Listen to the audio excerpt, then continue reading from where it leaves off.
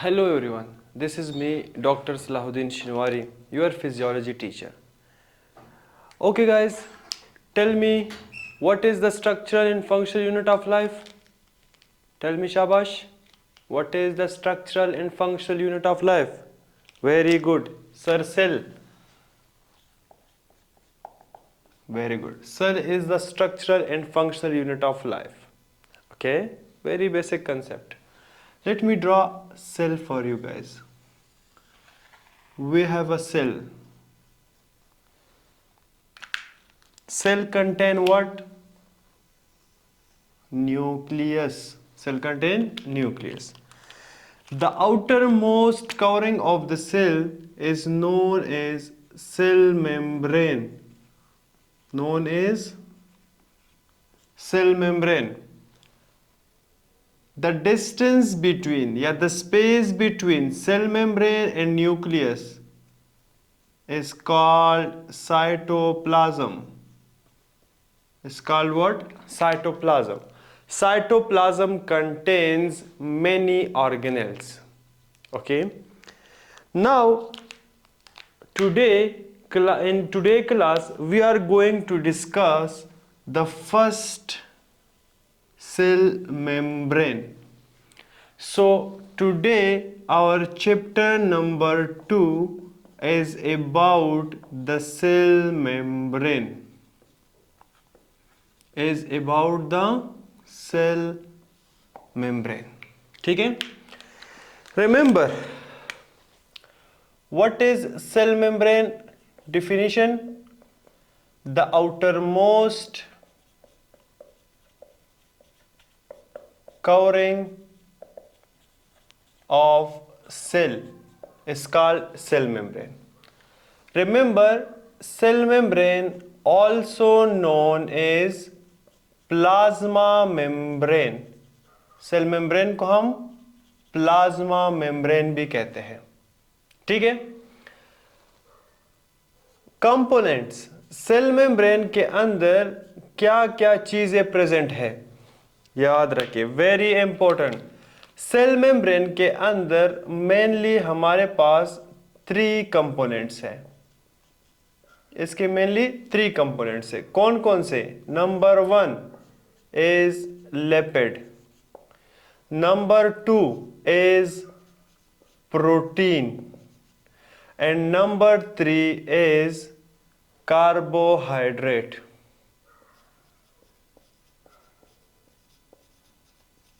is carbohydrate. ठीक है. याद रखे, सबसे abundant जो कंपोनेंट है सेल मेम्ब्रेन के अंदर, it is protein. The major component of cell membrane is protein, which is 55%. Which is 55%. Second, सबसे कम जो प्रेजेंट है सेल मेम्ब्रेन के अंदर, which we can say minor component, is carbohydrate, which is 5%. और remaining है lipid, which is intermediate component, and it is 40%. ठीक है. Very good. Cell membrane के बारे में फर्स्ट टाइम किसने? सेंगर एंड निकोल्सन ने सेंगर एंड निकोल्सन ने एक मॉडल पेश किया था, और उस मॉडल का नाम है फ्लूइड मोज़ेक मॉडल. ठीक है. Fluid mosaic model. Fluid mosaic model के अंदर जो फ्लूइड है, इट इज ऑलवेज लिपिड, और जो मोज़ेक है, it is always protein. Carbohydrate को हम इसलिए नहीं लेके आते क्योंकि it is a very minimum. ठीक है. Now we are going to discuss these 3 components of the cell membrane in detail. ठीक है. Number one, we are going to start discussion about the lipid. About the lipid. Lipid के बारे में याद रखें, lipid जो है हमारे पास मेनली 3 किस्म का प्रेजेंट है। 3 किस्म के लिपिड्स हमारे पास सेल मेम्ब्रेन के अंदर प्रेजेंट है। अगेन लिपिड कितने परसेंट है? 40%। मेनली 3 टाइप्स है। सर कौन कौन से? Number 1, we have a phospholipid, यानी फॉस्फेट और लिपिड कंबाइन हुए हैं और इसने एक किस्म बनाया है which is known as phospholipid. दूसरा हमारे पास है द कॉम्बिनेशन ऑफ ग्लूकोज यानी carbohydrate and lipid which is glycolipid. ठीक है। And number 3, we have a sterol which is cholesterol, ठीक है। Now let's come toward the very first type of a lipid which is known as phospholipid.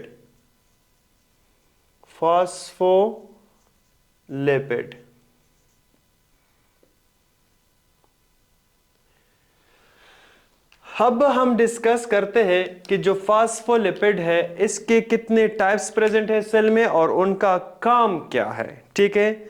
So remember the phospholipid जो है ये again divided होता है into 5 types. इसके मजीद 5 types है। इनमें सबसे पहला जो है it is phosphatidyl choline. It is phosphatidylcholine or it is also known as lecithin. Phosphatidylcholine or lecithin. ठीक है। रिमेंबर कि ये जो lecithin है which is a type of phospholipid and phospholipid is a type of lipid. ये phosphatidylcholine और lecithin जो है it is mainly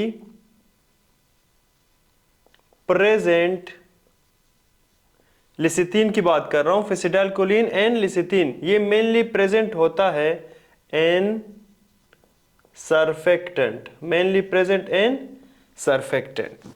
सरफेक्टेंट जो है इट इज प्रेजेंट इन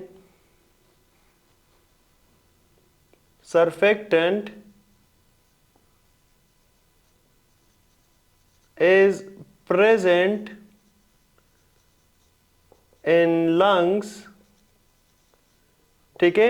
और इनका काम क्या होता है? इस सर्फेक्टेंट का काम होता है टू प्रिवेंट कोलैप्सिंग। ये लंग्स की कोलैप्सिंग को क्या करता है? प्रिवेंट करता है कि लंग्स कोलैप्स ना हो जाए। ठीक है। लंग्स के अल्वेओलाई क्या हो जाए? कोलैप्स ना हो जाए। अगर इन केस हमारे पास इस लिसिथिन की क्या हो जाए? डिफॉर्मिटी आ जाए, इसका लेवल कम हो जाए, म्यूटेशन हो जाए, कुछ भी डिफॉर्मिटी हो जाए, किसके साथ? लिसिथिन या फॉस्फेटाइलकोलिन के साथ, तो क्या होगा? हमारे पास डिक्रीज इन सरफेक्टेंट होगा। सरफेक्टेंट क्या हो जाएगा? डिक्रीज हो जाएगा। और जब सरफेक्टेंट डिक्रीज होगा तो यहां पे हमारे पास क्या हो जाएगा? लंग्स की कोलैप्सिंग हो जाएगी, लंग्स विल बी कोलैप्स्ड। और वो कंडीशन, वो डिजीज जिसके अंदर लंग्स कोलैप्स्ड होते हैं, this condition is known as hyaline membrane disease. Hyaline membrane disease. ठीक है। So this is the first type of phospholipid which is present in a cell membrane. Now we are going to discuss the second type of phospholipid which is sphingomyelin, which is sphingomyelin. ठीक है, याद रखें जो sphingomyelin है it is also present in surfactant, also present in surfactant. ठीक है, but very less amount. Main जो है ज्यादातर कौन सा होता है, लिसिथीन होता है, और स्फेंगोमाइलिन बहुत कम होता है। ठीक है, याद रखें जब कभी भी हमारे पास बच्चा मां के पेट के अंदर होता है तो उसकी लंग्स मैच्योरिटी को देखने के लिए हम क्या करते हैं, हम चेक करते हैं लिसिथीन और स्फेंगोमाइलिन की रेशो। ठीक है, लिसिथीन और स्फेंगोमाइलिन की रेशो चेक करते हैं। ठीक है, अगर इसकी ratio equal to or more than 2 होता है, सो वी कैन से कि the fetal lungs are matured. But अगर ये 2 से कम होता है, ठीक है, तो इसका मतलब है कि लंग्स फुली मैच्योर्ड नहीं है। सो याद रखिए पेट के अंदर बच्चे की लंग्स की मैच्योरिटी को चेक करने के लिए हम लिसिथीन और स्फेंगोमाइलिन की रेशो देखते हैं और उसकी वैल्यू क्या होगी, 2 आर मोर देन 2। ठीक है, now we have a third type of phospholipid which is known as phosphatidyl serine, phosphatidyl serine। ठीक है, फॉस्फेटिडाइल सीरीन के बारे में याद रखें, हमेशा याद रखें कि जो सेल मेम्ब्रेन के अंदर लिपिड्स होते हैं they are bilayer, lipids bilayer होता है सेल मेम्ब्रेन में। This is outer membrane, this is inner membrane. ठीक है, जितने भी हमारे पास फॉस्फोलिपिड्स है they are generally present on the outer side, they are generally present on the outer membrane. लेकिन ये जो फॉस्फेटिडाइल सीरीन है this is usually present in the inner membrane surface. ठीक है, अगर इन केस ये फॉस्फेटिडाइल सीरीन कुछ भी इश्यू की वजह से ये जाता है आउटर साइड पे, ठीक है, तो जब ये आउटर साइड पे चला जाता है so it produce a signal, ये एक सिग्नल प्रोड्यूस करता है and this signal is eat me signal. कहते हैं आ बेल मुझे मार, ये खुद सिग्नल आ जाए मुझे खा ले। ठीक है, और जब वो कोई भी चीज आके इस सेल को खा लेता है तो ऑब्वियसली सेल डेथ होगी कि नहीं होगी, सो इट मींस कि इट प्रोड्यूस एपोप्टोसिस। ठीक है, now we have a fourth type of phospholipid which is known as phosphatidyl inositol, phosphatidyl inositol। phosphatidyl inositol के बारे में याद रखें, it is also known as IP3, इसको हम IP3 भी कहते हैं, और ये जनरली हमारे पास works as a second messenger, ये एज अ सेकेंड मैसेंजर काम करता है।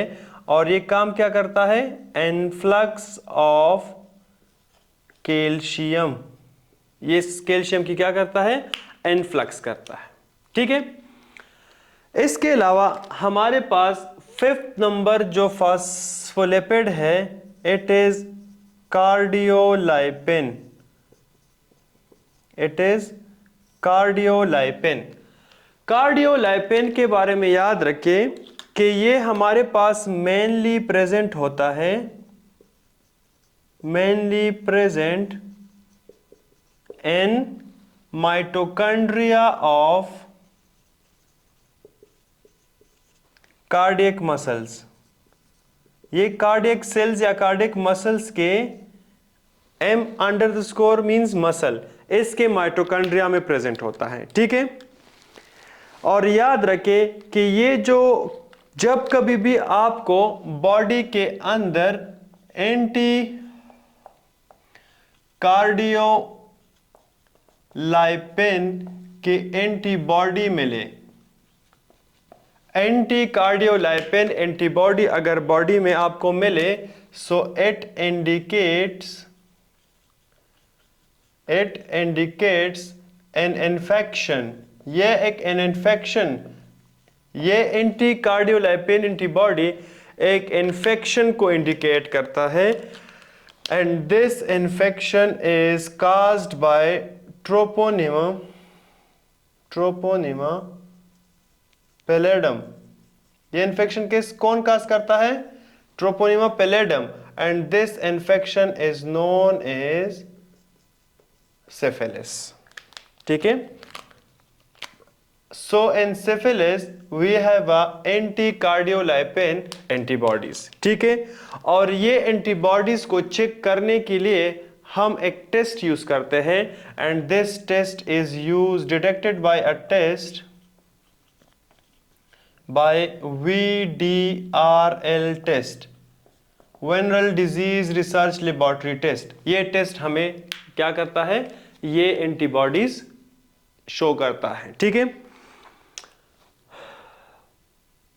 This was all about the phospholipid. Lipid के फास्फोलिपिड में ये 5 किस्म होते हैं। ठीक है, now we have another type of lipid which is known as the second type, glycolipid। Lipid के 3 टाइप्स थे, phospholipids, glycolipids and sterol which is a cholesterol। So phospholipid के बारे में हमने डिस्कस किया। Now we are going toward the second one which is a glycolipid.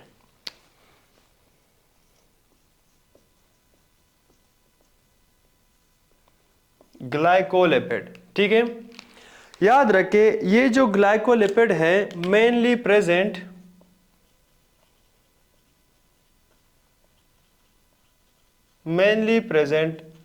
In GIT and CNS। ये mainly कहां पे प्रेजेंट होते हैं?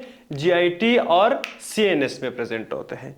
ये हमारे पास 2 किस्म में होता है, एक को हम कहते हैं गैंग्लियोसाइट्स और दूसरे को हम कहते हैं सेरेब्रोसाइट्स। ठीक है, ये जो गैंग्लियोसाइट्स हैं ये हमारे पास प्रेजेंट होते हैं इन the form of GM1 गैंग्लियोसाइट।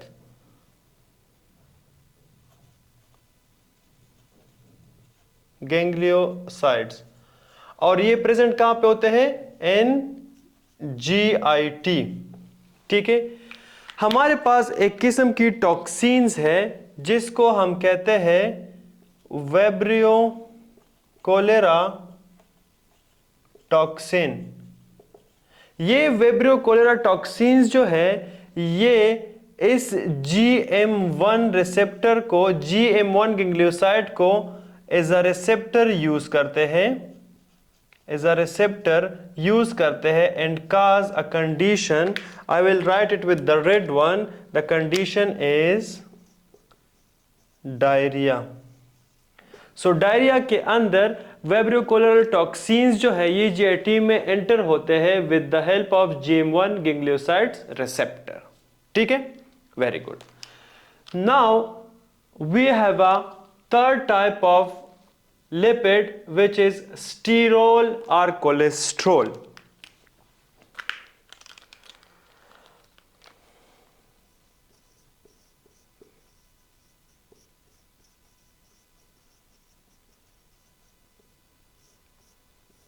Sterol और cholesterol.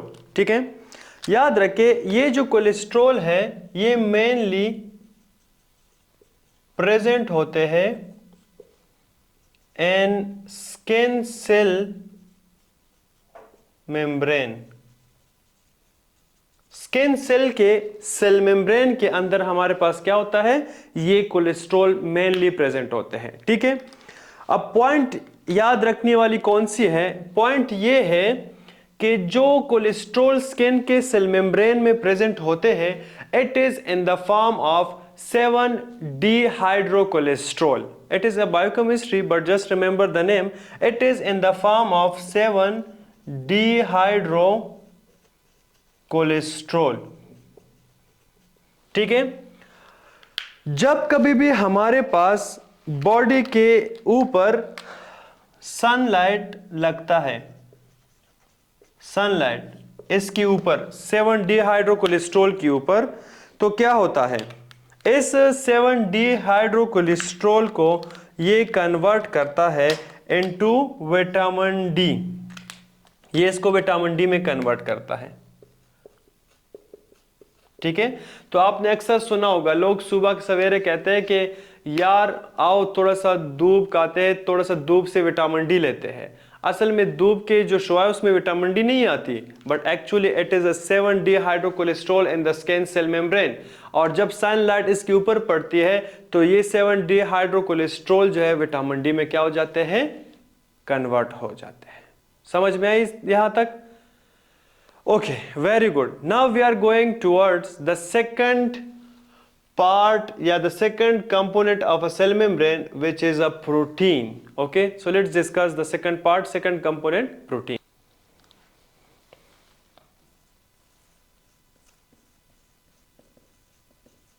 Okay, we are going to discuss the second component, which is a protein. Okay guys, how much percent of protein is present in the cell membrane? Very good, it is 55%। ठीक है, याद रखिए जो cell membrane है इसके अंदर जो protein है, it is in the form of 3 types. ठीक है, तो मेनली इस प्रोटीन के कितने टाइप्स है, 3 टाइप्स। इनमें सबसे पहला टाइप जो है, it is trans membrane protein.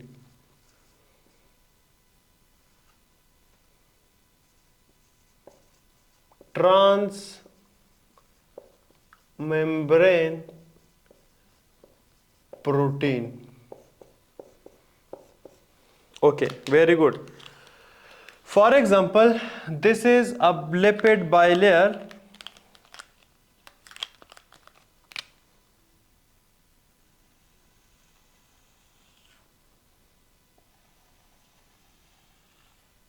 For example this is a lipid bilayer. अब ये ट्रांस मेम्ब्रेन यानी ये जो प्रोटीन है ये मेम्ब्रेन के दोनों साइड से होते हुए निकलते हैं। That is why it is known as trans membrane protein. ठीक है, अब ट्रांस मेम्ब्रेन प्रोटीन जो है इसके बारे में याद रखिए, इसके एग्जांपल्स है जितने भी बॉडी के अंदर रिसेप्टर्स है, receptors, these are trans membrane protein. कौन से receptors? For example insulin receptor. इसके अलावा जितने भी हमारे पास चैनल्स है,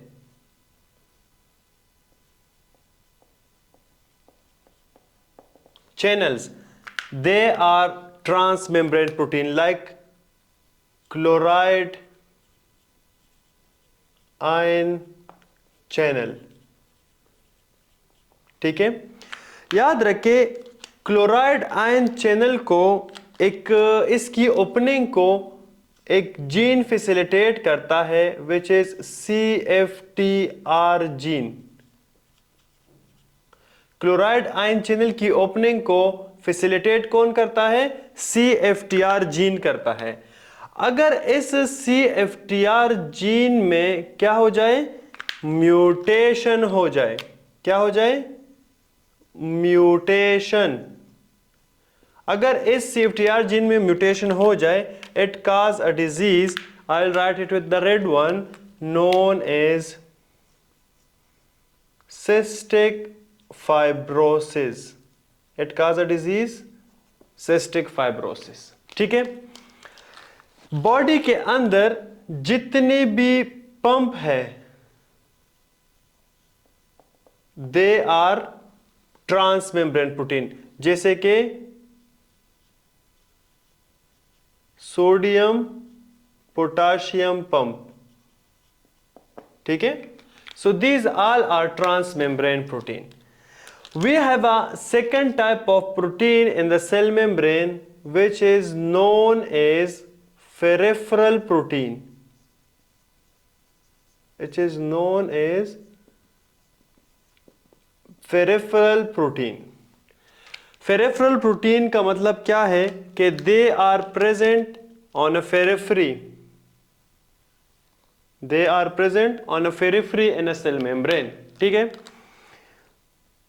अब पेरिफेरल प्रोटीन के अंदर याद रखें कि दिस प्रोटीन मेनली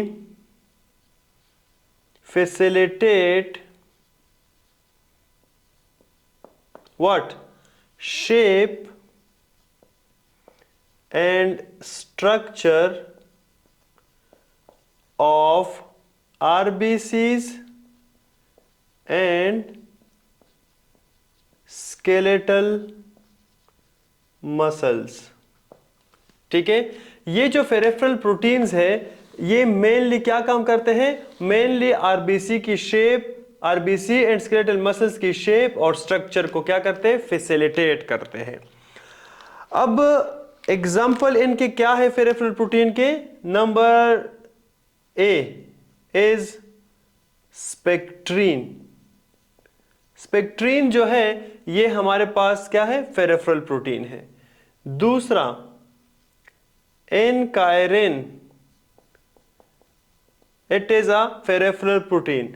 और तीसरा है हमारे पास dystrophin which is a peripheral protein. ठीक है, अब याद रखें कि ये जो स्पेक्ट्रिन और एनकायरिन है दे maintain biconcave shape of RBC. ये जो स्पेक्ट्रिन और एनकायरिन है ये जो आरबीसी की कौन सी शेप है, बाइकनकेव शेप है। I will draw here biconcave shape.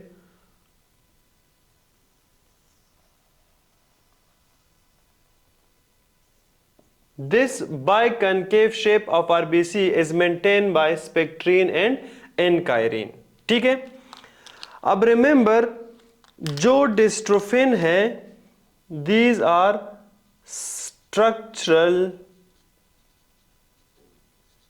protein of skeletal muscle।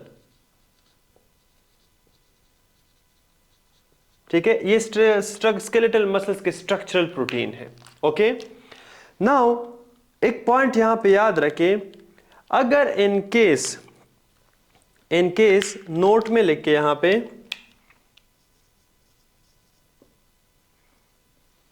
अगर इन केस हमारे पास स्पेक्ट्रीन नंबर 1, स्पेक्ट्रीन में क्या हो जाए, म्यूटेशन हो जाए, स्पेक्ट्रीन में क्या हो जाए, म्यूटेशन हो जाए, so it cause a disease known as hereditary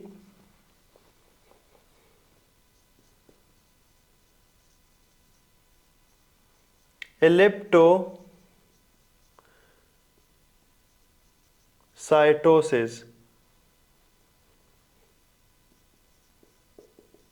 mutation in spectrin cause hereditary elliptocytosis. ये डिजीज इंशाल्लाह हम हेमाटोलॉजी में पढ़ेंगे, हेमाटोलॉजी के पैथोलॉजी में पढ़ेंगे। ठीक है, but for now just remember the name. अगर इन केस एनकायरिन में म्यूटेशन हो जाए,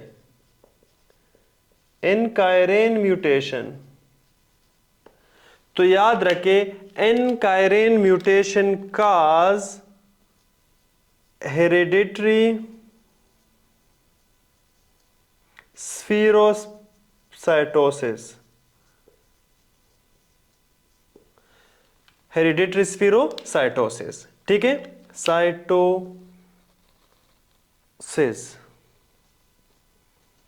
ओके, इसी तरह अगर इन केस डिस्ट्रोफिन के अंदर म्यूटेशन हो जाए, dystrophin mutation, dystrophin mutation cause a disease known as Duchenne muscular dystrophy।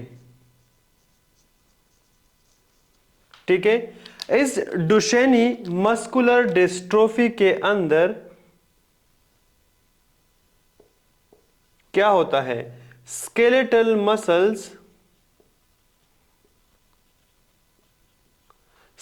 Muscles weaken हो जाते हैं। जब ये वीकन हो जाते हैं, इसकी वजह से जो बच्चे होते हैं वो क्या होते हैं, वो सही तरीके से डायरेक्ट उठ नहीं सकते। वो जब उठेंगे तो वो सपोर्ट लगा के उठेंगे, और जब वो इस तरह की डायरेक्ट नहीं उठ सकते, इसको हम कहते हैं गोवर साइन। इसको हम क्या कहते हैं, गोवर साइन। सो याद रखिए, Gowers sign will be always positive in a Duchenne muscular dystrophy. Clear up to this? Very good. Now lipid anchor protein. The third type of protein is known as lipid anchor protein.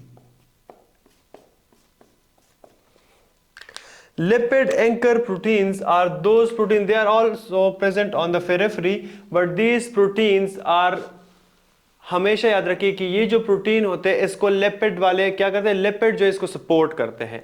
ठीक है, lipid anchor protein also known as GPI, इसको हम GPI भी कहते हैं। Example क्या है इसके, एग्जाम्पल है इसके CD55 एंड CD59। ये दो प्रोटीन्स, ये दो प्रोटीन्स जो है हमारे पास काम क्या करते हैं, दे प्रिवेंट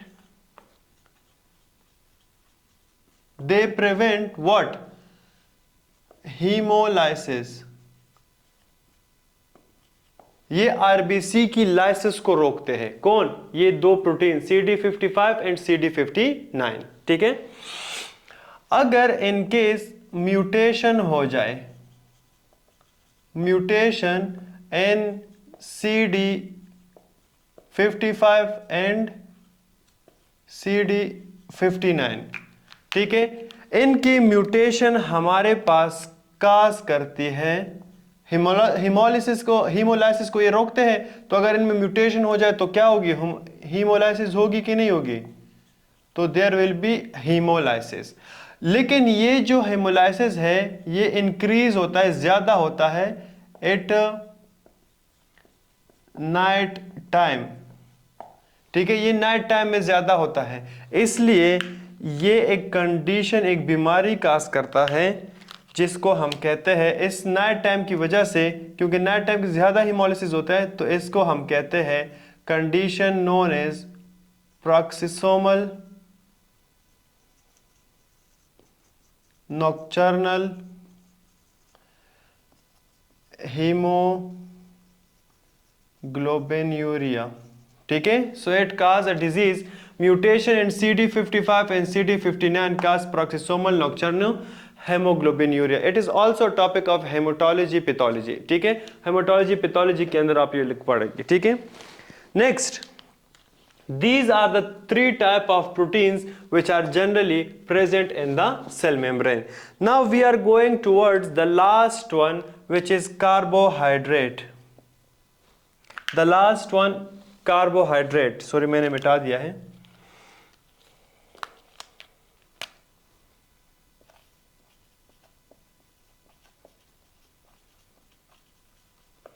कौन बताएगा कितने परसेंट कार्बोहाइड्रेट प्रेजेंट होते हैं? 5% सेल मेम्ब्रेन के अंदर। याद रखें, जो कार्बोहाइड्रेट है दे मेनली वर्क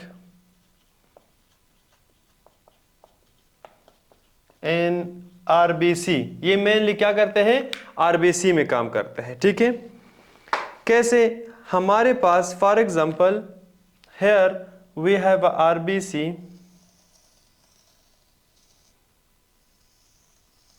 बाइकनकेव आरबीसी। अगर आरबीसी के ऊपर हमारे पास एक शुगर है which is known as NAG, N acetyl galactosamine, N acetyl galactosamine, अगर किसी भी आरबीसी के ऊपर ये वाला शुगर हो, NAG शुगर, कार्बोहाइड्रेट है, शुगर है, तो indicates always see the A, so it indicates a blood group A, blood group A, कौन, NAG। NAG जिस भी आरबीसी के ऊपर प्रेजेंट होता है वो कौन सा ग्रुप होता है, ब्लड ग्रुप A होता है। ठीक है, अगर इन केस आरबीसी के ऊपर हमारे पास सिर्फ गैलेक्टोज होता है, क्या होता है, गैलेक्टोज होता है, तो याद रखिए galactose always refer to blood group B. तो जिस भी आरबीसी के ऊपर गैलेक्टोज होता है वो हम क्या कहते हैं कि it is blood group B. ठीक है, इसके अलावा अगर ये दोनों प्रेजेंट होते हैं, NAG भी प्रेजेंट होता है आरबीसी के ऊपर और गैलेक्टोज भी प्रेजेंट होता है, so it indicates blood group AB, neg plus galactose. और अगर ये दोनों एब्सेंट होते हैं so we will say blood group O, O is for nothing, कुछ भी नहीं प्रेजेंट होता। ठीक है, so this is all about the carbohydrate. ठीक है, अच्छा एक दो पॉइंट्स हैं जनरली अपने पास याद रखिए, यहां पे नोट में लिखे कि सेल मेम्ब्रेन के अंदर हमारे पास सबसे ज्यादा अमाउंट में क्या होता है, प्रोटीन। सो प्रोटीन नोट में लिखे, protein is more than lipid in cell membrane। ठीक है, सेल मेम्ब्रेन में क्या होता है, प्रोटीन ज्यादा होता है लिपिड से, लेकिन सिर्फ और सिर्फ सेल मेम्ब्रेन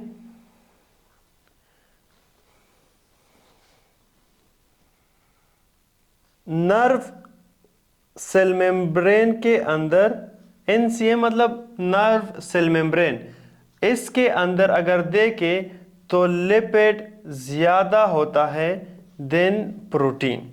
ठीक है, सब में प्रोटीन ज्यादा होता है लेकिन सिर्फ और सिर्फ नर्व सेल मेम्ब्रेन के अंदर लिपिड ज्यादा होता है प्रोटीन से। कितना होता है, 80% लिपिड और 20% प्रोटीन प्रेजेंट होता है। ठीक है, इसके अलावा अगर कोई बंदा आपसे पूछे कि हाईएस्ट प्रोटीन रेशो या प्रोटीन कहां पे प्रेजेंट होते हैं, highest protein, so always remember mitochondria. Highest protein हमारे पास कहां पे प्रेजेंट होते हैं, माइटोकॉन्ड्रिया में प्रेजेंट होते हैं। ठीक है, so this was all about the cell membrane. Cell membrane के अंदर हमारे पास मेनली 3 कंपोनेंट्स होते हैं जिसमें हमारे पास है lipids, protein and carbohydrate.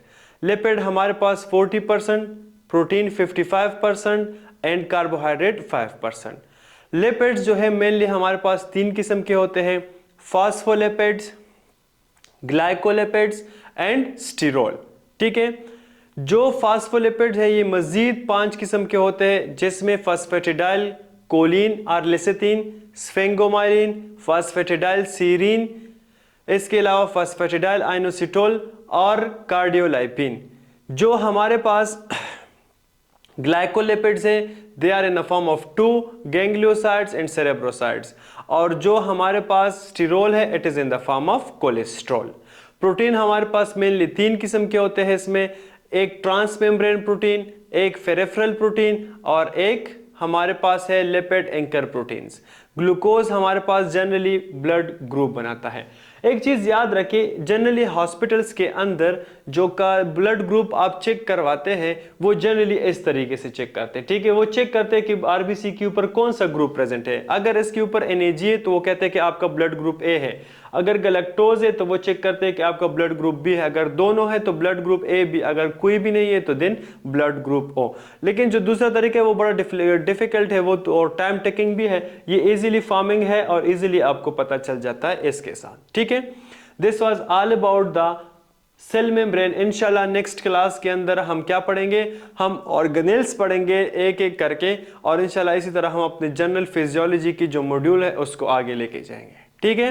Any question, अगर कोई भी क्वेश्चन है आपका तो कमेंट सेक्शन में प्लीज अपना क्वेश्चन पुट करें, वी विल आंसर यू।